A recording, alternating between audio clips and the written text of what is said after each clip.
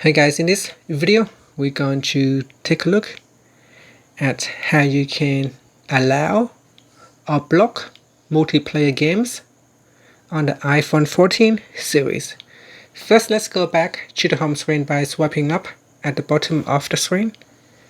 And on the home screen, tap on Settings. In Settings, scroll down and tap on Screen Time.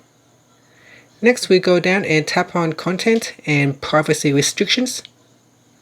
Now go down and tap on Content Restrictions. Next, enter the screen time passcode.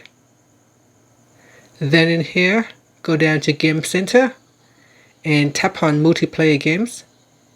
If you don't want to allow multiplayer games, tap on Don't Allow to block it.